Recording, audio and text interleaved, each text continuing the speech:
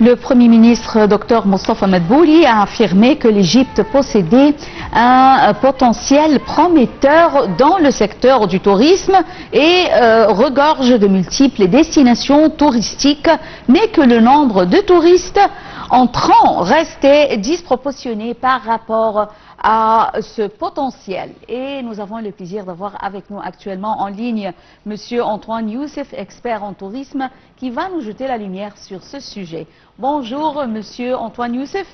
Bonjour et bonjour à tous. Bonjour. Alors, tout d'abord, quels sont les efforts déployés par l'État récemment pour attirer davantage de touristes vers l'Égypte? Bien sûr, il y a beaucoup de choses dans le plan du ministère du Tourisme, beaucoup de secteurs d'une façon parallèle, pour effectivement arriver à un certain nombre de touristes. On estime 30 millions de touristes dans les 6-7 ans qui viennent.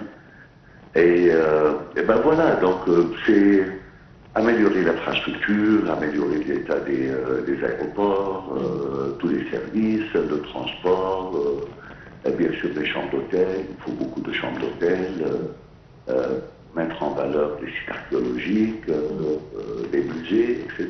Donc c'est vraiment, il y a toujours un plan qui est avec beaucoup d'axes qui sont tous parallèles. Après ça, il faut que les conditions permettent d'accomplir ce projet ou ce but, effectivement, comme il le faut. Vous savez, souvent, il y a des événements ou des éléments qui sont extérieurs, qui influencent. Donc, ça, c'est hors vraiment de nos mains. Oui.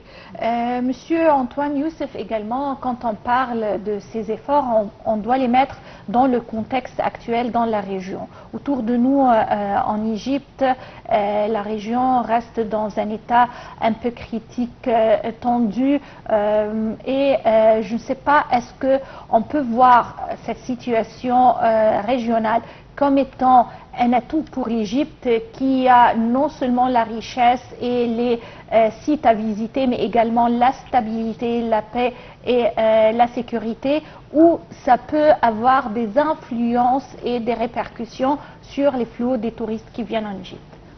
Eh ben, c'est exactement ce que vous dites, c'est exactement, c'est ce qui est vraiment vrai. C'est que théoriquement, quand il y a des perturbations autour de nous dans d'autres destinations qui sont des concurrents, eh ben, théoriquement, ça doit faire un potentiel de tourisme en Égypte. Oui. Surtout que l'Égypte, c'est un pays qui est très sécurisé depuis de longues années, il n'y a aucun souci, au contraire, c'est peut-être le pays le plus sûr de toute la région.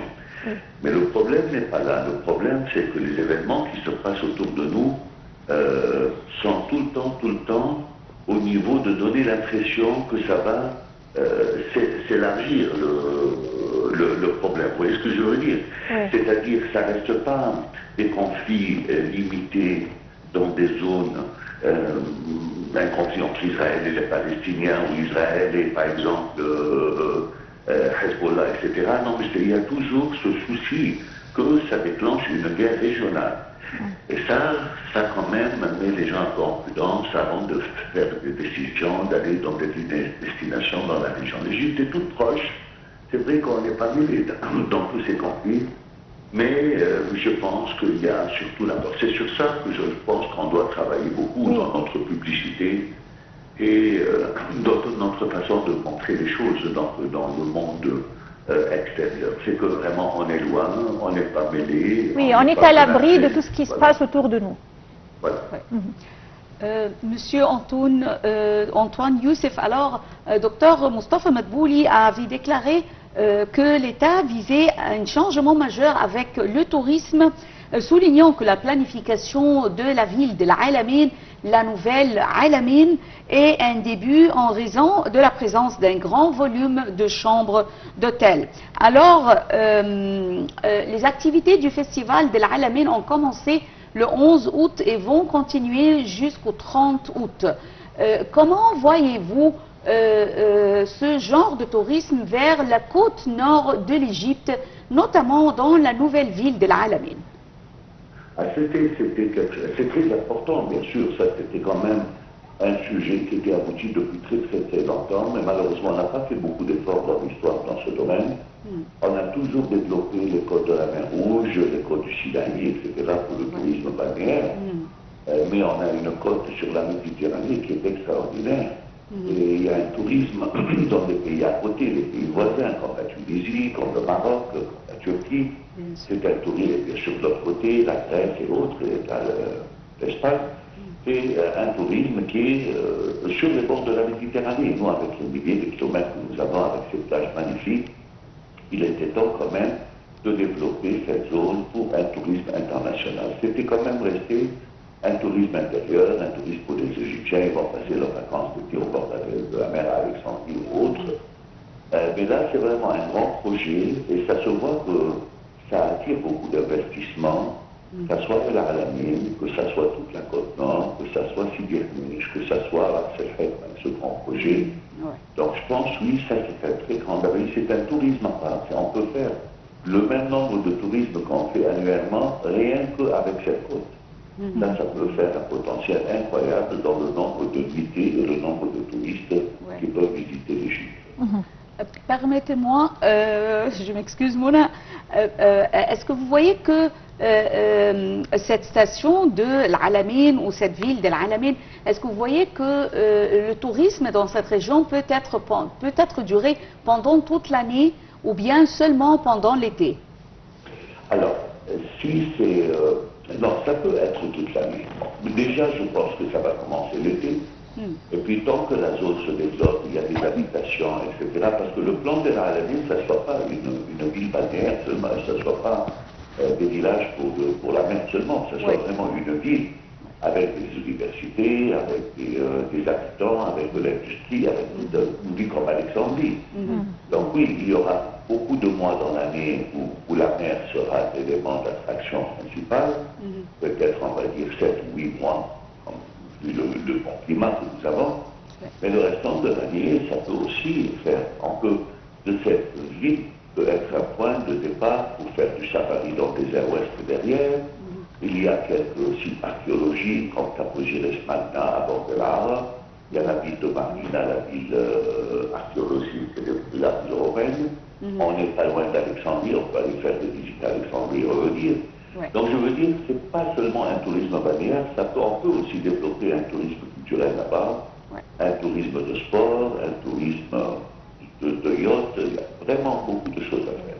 Mais bien sûr, ça va commencer comme zone balnéaire au départ, et après, il faut que ça se développe dans ce sens. Oui. Monsieur Antoine Youssef, le Premier ministre a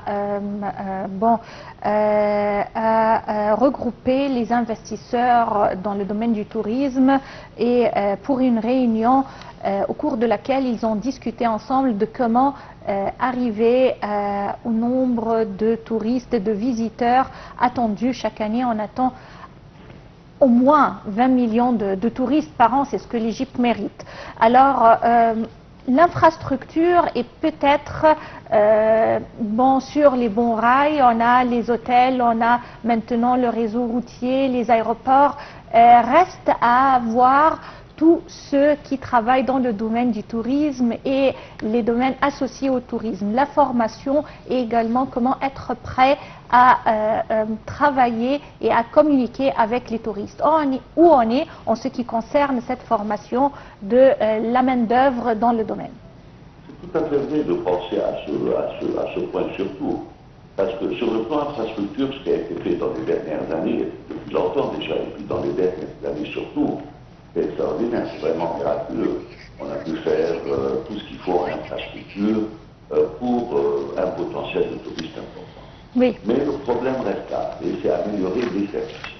C'est améliorer les services, que ce soit si on contacte avec les touristes directement, ou que ce soit indirectement. C'est-à-dire, les aéroports, on a de très très beaux aéroports, mais après ça, combien de temps on attend pour attendre les bagages à l'aéroport? Quel type de service on a à l'aéroport? Vous voyez, c'est ça qu'il faut vraiment mettre en considération. Quel est le comportement des gens qui sont autour, le chauffeur de taxi, le chauffeur de Uber, etc. Est-ce qu'on a vraiment, en même temps qu'on a fait des dizaines de milliers ou même des centaines de milliers de chambres d'hôtel, est-ce que parallèlement on a pu former du personnel qui pourrait, surtout que le service, donc, Oui. que ce soit de restauration ou d'hôtellerie dans Oui. le monde, il développe beaucoup, il se modernise et Oui. on devient de plus en plus exigeant. Oui, Donc, ça reste il faut un vraiment sujet faire ça. très vaste et malheureusement, on est arrivé au terme de notre édition. Je vous remercie infiniment, Monsieur Antoine, pour ces explications. Et c'est ainsi qu'on arrive au terme de cette édition. Jeanne? Oui, Mona, nous arrivons à la fin de cette édition de notre programme Bonjour l'Égypte. Merci pour votre fidélité à NITV International. Restez avec nous et bonjour.